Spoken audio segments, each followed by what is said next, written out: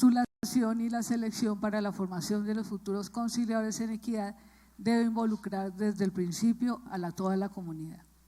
Es esta, mediante sus sistemas de participación y sus criterios propios, la que definirá quién o quiénes deben ser sus conciliadores en equidad.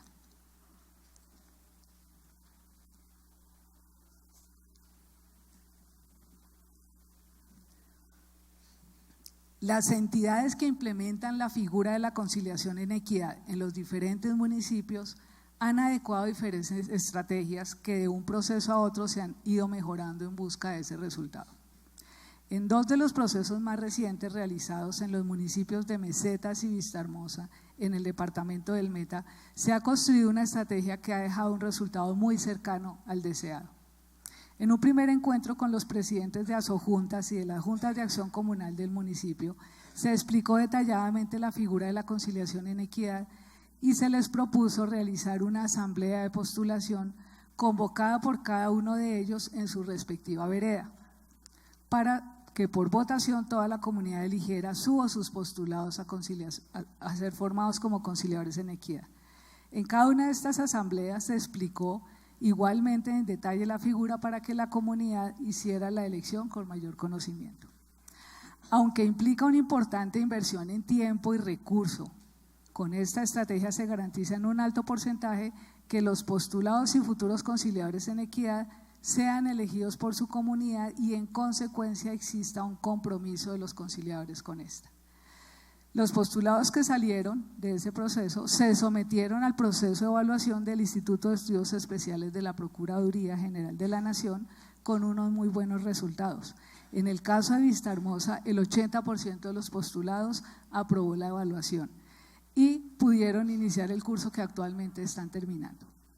En Mesetas, después de 4 años de formados y a pesar de las dificultades de orden público que atraviesa el municipio, continúan activos el 70% de los conciliadores en equidad y ejerciendo su labor en los 4 puntos de atención rurales y el punto de la cabecera municipal que se crearon desde el principio. Ya en el proceso de formación no se hace otra cosa que entregar herramientas de orden conceptual y técnico dirigidas a fortalecer las calidades y capacidades de los futuros conciliadores en equidad. Conceptualmente hay temas fundamentales, como las competencias y los límites jurídicos del conciliador en equidad, es decir, qué asuntos pueden y no pueden conciliar de acuerdo con la ley. Es un tema fundamental, porque al ser la conciliación en equidad una figura reconocida legalmente, es preciso definir los ámbitos de su actuación, y eso también lo que permite mantener la naturaleza de la figura. En la práctica no es tan simple y eso lo sabemos muy bien quienes formamos y acompañamos en la labor a los conciliadores en equidad. Los límites definidos por la ley se hacen relativos permanentemente por variables como la ausencia de determinada autoridad en un municipio, por las circunstancias en que se desarrollan los conflictos e incluso por la misma imprecisión de la ley en algunos temas. Pero aún así es un tema fundamental, principalmente en lo que atañe a los límites de su competencia, es decir, lo que no puede conciliar, y es aquí donde voy a responder la pregunta que nos hizo William. La ley establece que los conciliadores en equidad no pueden atender, primero, violaciones a los derechos humanos, segundo, asuntos penales con excepción de los delitos querellables, asuntos constitucionales, asuntos tributarios, administrativos, de nulidad, laborales, policivos y de tránsito. Son los que no pueden conciliar. Efectivamente hay una amplia gama de asuntos que sí pueden conciliar, pero estos claramente es el límite que tienen los conciliadores en equidad. ¿Esto qué significa? El conciliador en equidad solo atiende conflictos entre particulares que no violan normas de orden público y que de acuerdo con la ley son transigibles, desistibles y conciliables. El titular del orden público y de la protección de los derechos fundamentales de los ciudadanos es el Estado. Y en consecuencia un particular, a pesar de estar investido de manera transitoria por la función de administrar justicia, no puede representar al Estado, ni para conocer y mucho menos para conciliar una violación al orden público o una violación a los derechos fundamentales de los ciudadanos. El Estado cuenta con los mecanismos y las autoridades competentes para aplicar la justicia transicional, escenario dentro del cual se negociarán los delitos realizados en el marco del conflicto armado. Esta limitación además es muy importante en lo que precisamente, y es lo que precisamente ha permitido que el conciliador en equidad pueda realizar su labor en zonas donde hay presencia de grupos armados. Es el caso de Vistahermosa y Mesetas. Además de que su función es la de facilitar que las partes logran un acuerdo, con su ayuda, el conciliador en equidad no expone su seguridad personal, ayudando en casos que pueden afectar intereses particulares sustentados muchas veces en la violencia o en la ilegalidad, y que por su magnitud supera los límites de control y autoridad que puede tener un particular, como es el conciliador en equidad.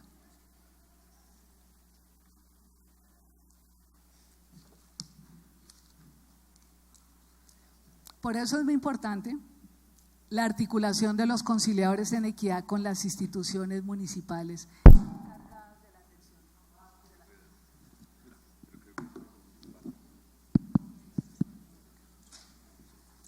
¿Aló?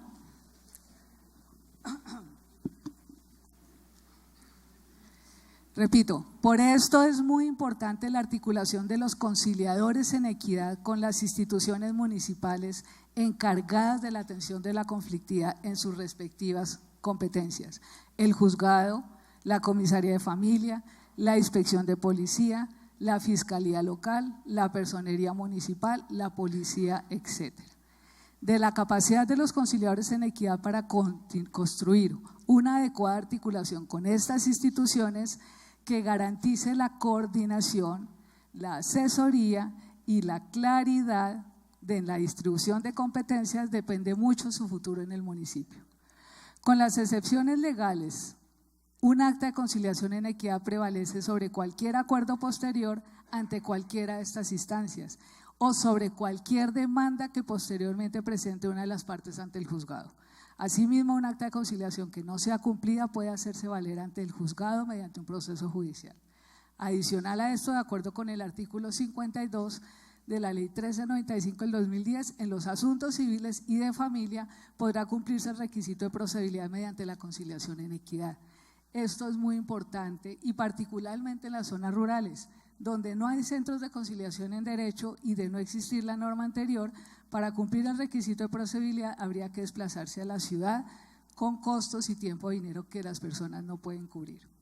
Y aquí toma importancia otro tema fundamental en el proceso de formación: la adecuada elaboración de actas de conciliación que en el futuro pueden llegar a ser validadas ante las diferentes instituciones de orden municipal, departamental o nacional.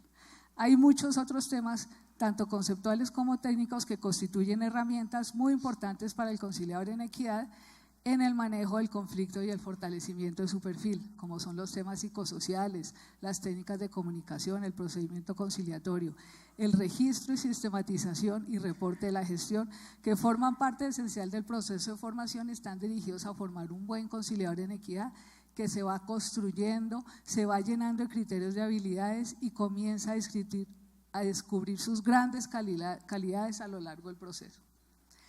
El conciliador en equidad es como un pensador de la construcción social. Está permanentemente analizando y construyendo estrategias para asegurar la convivencia en su comunidad, identificando las causas que generan cada conflicto y buscando la manera de prevenirlas. De igual manera, es un pedagogo de la convivencia. Responde a las necesidades de acceso a la justicia de su comunidad, que en muchos casos está mediado por grandes distancias entre esta y la autoridad competente. Es más fácil para una persona pedir ayuda al conciliador en equidad de su vereda que desplazarse hasta el pueblo con la posibilidad de no ser atendido por ninguna de las autoridades, ya sea porque no se encuentran en el pueblo, porque hay demasiada gente esperando a ser atendida, o porque necesita un abogado para demandar ante el juez y en el municipio no hay, entonces tiene que ir a buscar el abogado fuera del municipio.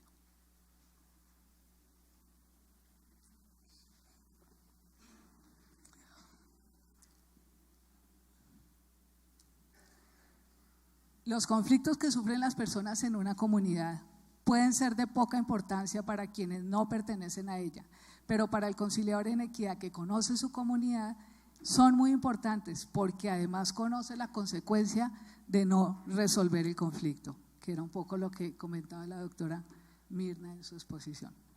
Para concluir, por medio de la conciliación en equidad se trae a la vida legal formas tradicionales de resolver los conflictos que no podrían tener valor por la sola vía de la justicia formal.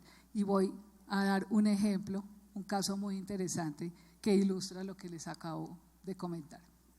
En las zonas rurales colombianas, las servidumbres, es decir, los caminos que atraviesan propiedades y que la comunidad utiliza para ahorrar distancias principalmente entre las fincas y el pueblo, forman parte fundamental de su vida y se coinciden como un derecho de la comunidad que le exige al propietario invocando el sentido de solidaridad. En Vistahermosa, como en muchos municipios del país, los conciliadores en equidad deben atender con mucha frecuencia estos casos. Una de las conciliaciones más interesantes fue la de una servidumbre que atravesaba una finca muy grande y que beneficiaba a la comunidad de 4 veredas, pues era fundamental para llegar al pueblo, ahorrando 2 horas de camino y sobre todo evitando el paso por una zona de pantano muy peligroso, principalmente para los niños que iban a la escuela. Dicha servidumbre ha existido desde siempre, entre comillas, porque es el concepto de la comunidad, ha existido desde siempre. Pero el dueño de la finca, que conocía su valor para la comunidad, murió y sus hijos vendieron la finca a un señor que llegó de otro lugar. El nuevo dueño lo primero que hizo fue cercar su finca y cerrar el paso de la comunidad. Después de muchas discusiones, los presidentes de la Junta de las Veredas afectadas decidieron acudir a los conciliadores en equidad, quienes atendieron el caso en una jornada de conciliación en equidad que se estaba realizando en el pueblo. El dueño de la finca llegó con su abogado de Bogotá, quien desde el principio no hizo otra cosa que afirmar que era una servidumbre de hecho y que el dueño la podía quitar cuando quisiera. Ese era un concepto que no le interesaba ni entendían los 8 representantes de la comunidad que llegaron a la conciliación, es decir, los 4 presidentes de junta y un representante más por cada vereda. Para ellos era un derecho que tenían desde siempre y el nuevo dueño lo único que tenía que hacer era dejarles su servidumbre. El abogado del dueño de la finca insistía en que el dueño podía quitar la servidumbre y estaba enojando cada vez más a los representantes de la comunidad y poniendo en riesgo la conciliación en equidad. Los conciliadores pidieron mi ayuda y nos dimos a la tarea de hacer que el abogado entrara en razón, haciéndole entender que le estaba generando un problema muy grave a su cliente y que en nada le estaba ayudando. Finalmente comprendió la gravedad de la situación e incluso nos ayudó luego a hacer el acta de conciliación. Los conciliadores en equidad se dedicaron a analizar el recorrido de la servidumbre y buscar un mejor trazado para que no se le afectara a la finca al dueño. Pero cualquier posibilidad no cambiaba mucho las cosas.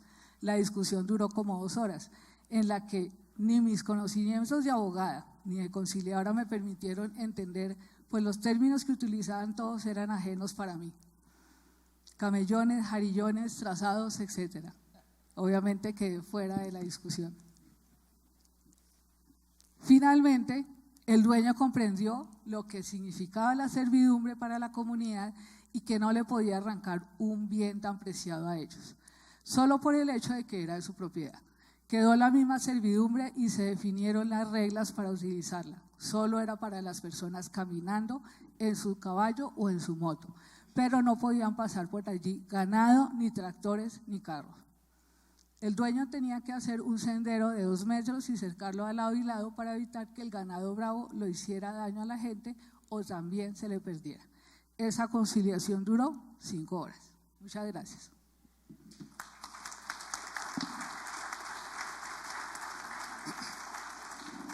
Bueno, muy bien, agradecerle a Sonia la experiencia que nos ha comentado en términos de la conciliación en equidad en este marco del panel de justicia comunitaria y justicia en equidad, una justicia que es ancestral, de muchos años atrás ha venido haciéndose un camino y un recorrido con ella para la resolución pacífica de conflictos desde el escenario rural al escenario urbano.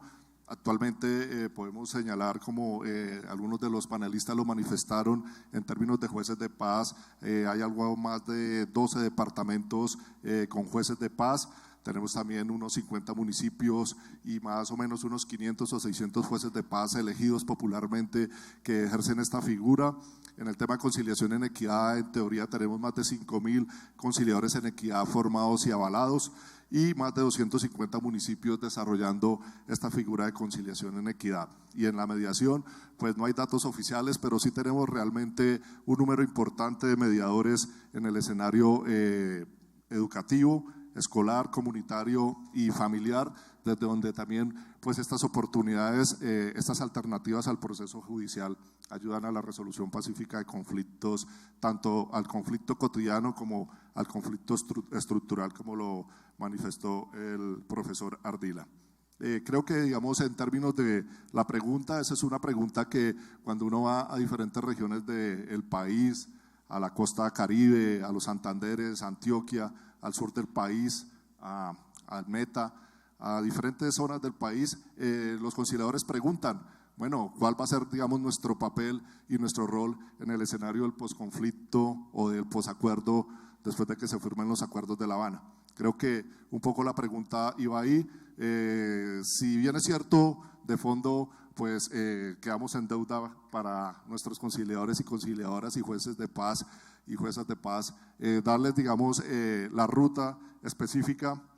Considero, digamos, una conclusión que espero compartir con los panelistas, y es que será posible que la justicia comunitaria y en equidad, o sea, será posible esta justicia comunitaria en equidad en el marco del posconflicto y el posacuerdo, siempre y cuando se rebusque la política pública, como en el caso de la experiencia de los facilitadores judiciales de la OEA, y se flexibilice la pertinencia y la participación de los operadores de estas justicias, como lo plantea el profesor Ardila, en mirar cómo se pueden atender diferentes casos desde la conciliación en equidad y de la justicia de paz. Igualmente, pues un poco la hipótesis de Sonia es más reservada y señala que pues habrá unos límites o existen unos límites para que los conciliadores, conciliadoras, sobre todo desde su relato, pues ejerzan algunos roles dentro del escenario del conflicto y del posconflicto. Para cerrar el panel, voy a dar cabida a dos preguntas que creo que resumen y recogen un poco todas las expectativas del auditorio en términos de lo que podría, digamos, aportarnos la experiencia tanto de la doctora Mirna Rosales como las experiencias del profesor Ardila y de Sonia. Entonces, para Mirna Rosales, le comparto esta pregunta de uno de los asistentes, y para el profesor Ardila le comparto esta, y ya le paso una a Sonia para que también entonces nos ayude a dar la respuesta y retroalimentar de esa manera este panel de justicia en equidad y justicia comunitaria. La pregunta es la siguiente: ¿se ha estudiado la posibilidad de implementar facilitadores judiciales en Colombia? ¿Cómo? Este es un programa de la OEA para los Estados miembros de la OEA, ¿verdad? Sin embargo, los Estados necesitan querer el programa solicitar los servicios nacionales a través de las Cortes Supremas de Justicia. ¿Por qué? Porque esta se convierte en una función judicial para lo cual deben y tienen compromisos. Por ejemplo, sus jueces tienen compromiso con los facilitadores judiciales de capacitar, de darle seguimiento. Además, tienen que invertir un poquito, porque es un poquito relacionado con todos los beneficios que trae. Hace poco hicimos un estudio en República Dominicana. República Dominicana quiere el Servicio Nacional de Facilitadores, y se hizo un estudio de cuánto le costaría al órgano judicial tener el Servicio Nacional de Facilitadores Judiciales. Y se llegó a la conclusión de que le costaría lo que le cuesta, perdonen la redundancia, un juzgado de paz al año. ¿Me explico? Un juzgado de paz en República Dominicana al año. Ese sería el costo para invertir. ¿En qué se gasta con los facilitadores judiciales? Cuando ya no hay la colaboración y la cooperación de los países donantes. El facilitador judicial baja de su comunidad al juzgado cada 3 meses a capacitarse. Si él es una persona voluntaria, que da todo su tiempo, que da su tranquilidad, digamos, porque los problemas de otros te estresan cuando los asumís, ¿verdad? Que es una persona con toda la responsabilidad y la voluntad de llevar la paz a su comunidad. ¿En qué se gasta? En el pasaje, ¿verdad? Lo que le cuesta el bus para llegar al juzgado y en 2 refrigerios y un almuerzo. Refrigerios le dicen aquí. Sí, sí. Y un almuerzo, ¿verdad? Porque bueno, llegan, hay que procurar hacer un estudio del tiempo que se dilatan para que cuando estén todos los miembros de la comunidad de ese distrito o de ese municipio estén juntos para iniciar la capacitación. Supongamos que inician a las 9 de la mañana. Un refrigerio porque llegan caminando, ¿no? Luego su almuerzo y después otro refrigerio y se van. Las capacitaciones no pueden durar más de 5 horas, 4 o 5 horas, ¿verdad? Y no deben ser temas abundantes, sino temas específicos. Lo más sencillo, se les da el escrito a las personas para que puedan replicar fundamentalmente lo que la comunidad necesita conocer. Entonces, todo país que pueda asumir y que quiera asumir los servicios nacionales de facilitadores, la OEA está a la orden para proporcionarle la asesoría necesaria. Gracias. Gracias, doctora Mirna. Profesor Ardila. Bueno, tengo 2 preguntas, las 2 se relacionan mucho, entonces creo que las puedo contestar juntas. Dice, ¿ustedes creen que es suficiente que ante tanta barbarie todo se reconcilie con un pido perdón? No entiendo cómo hay enemigos del proceso de paz. Y luego, la otra dice, ¿cuál es el protagonismo de este tipo de justicia en el marco de la justicia transicional para el posacuerdo con las FARC?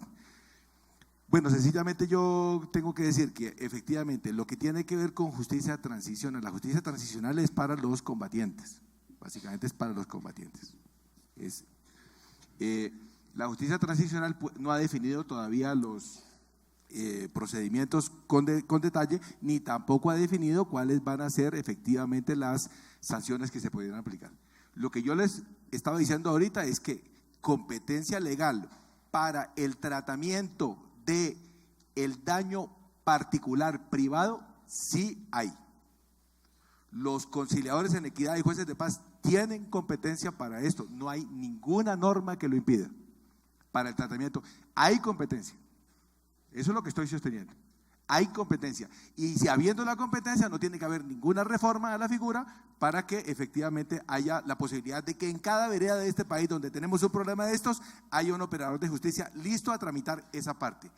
Lo que tiene que ver con el otro componente, con el elemento de la acción penal, que es aquella en la cual el Estado es parte. Si ustedes revisan la lista de la doctora Sonia, todos los casos que ella mencionó en los cuales no pueden intervenir los conciliadores en equidad, el Estado es parte. En todos es parte, incluido en la acción penal, porque la acción penal es del Estado, la tiene la Fiscalía. Eso no es conciliable, pero lo que sí es conciliable es el daño privado. Y eso me parece que ayudaría a que las personas se reconcilien. Por supuesto que me parece que ayudaría muchísimo. Por supuesto que yo no creo que en la mayor parte de los casos vayamos a tener la posibilidad de que la autoridad judicial actúe como no ocurrió en el proceso de justicia y paz con la SAUCE, ni tampoco ocurrió ni siquiera en los países que son emblemáticos como Irlanda y Sudáfrica. Pero lo que sí les puedo decir es que en el caso de Sudáfrica y en el caso de Irlanda fue fundamental la participación de la comunidad en la reconciliación.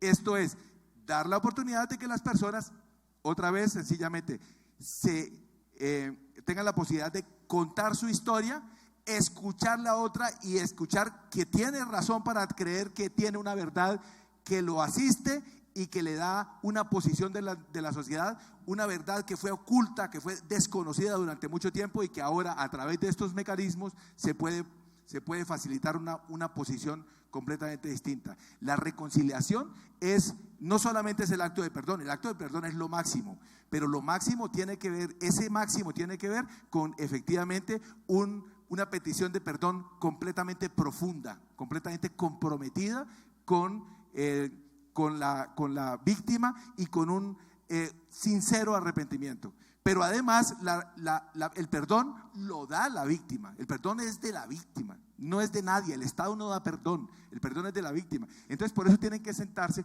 cuando lo cree conveniente la víctima, cuando la víctima lo pide, se pueden sentar víctima y victimario, y muchas veces lo que la víctima quiere es que el victimario lo escuche. Pero yo quiero insistir, no es lo único.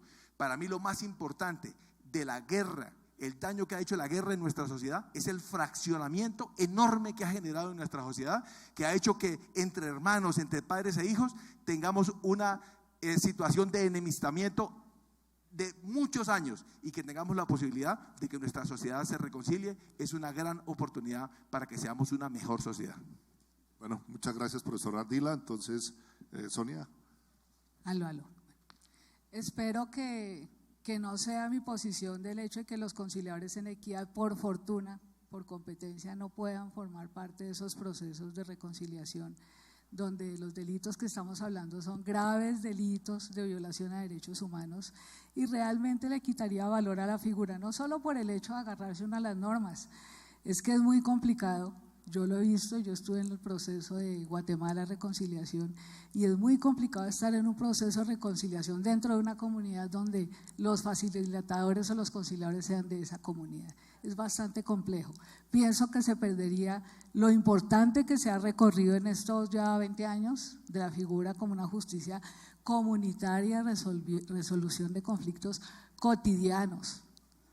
Yo no discuto en nada la importancia, y comparto lo que dice el profesor Ardila frente a la importancia de que la gente se reconcilie, pero acá la discusión es si el conciliador en equidad debe o no tener un rol o una participación. Ya hemos tenido experiencias tan sencillas como en los casos de restitución de tierras. Algunos conciliadores equivocadamente han querido intervenir en los procesos de restitución de tierras y el resultado es que les tocó irse del municipio. Entonces yo creo que tenemos que ser conscientes con el escenario que hay. Comparto completamente con el profesor Ardila, hay que tener una reconciliación. Soy amiga de la paz. De lo que no soy amiga, y espero que no ocurra, es que el conciliador en equidad se involucre dentro de esos procesos de reconciliación en el escenario del conflicto armado. Gracias. Bueno, gracias. Terminó más bien el debate interesante aquí de los dos puntos. A todos ustedes muchas gracias, a Mirna, a Sonia y a Edgar. También muchas gracias por su participación, y a todos ustedes les deseamos un buen día y que sigan participando en los diferentes paneles. Muchas gracias. Bueno, agradecemos a los panelistas por su participación. En el siguiente panel vamos a tener un invitado canadiense, para lo cual le solicitamos por favor a la salida del auditorio reclamar sus equipos de traducción presentando un documento personal. Los invitamos a tomar un café y los esperamos de regreso, por favor, en 10 minutos. Gracias. Al segundo panel del día, resolución online de controversias. Este panel estará moderado por la doctora Verónica Romero Chacín, abogada y especialista en Derecho Contractual de la Universidad Colegio Mayor de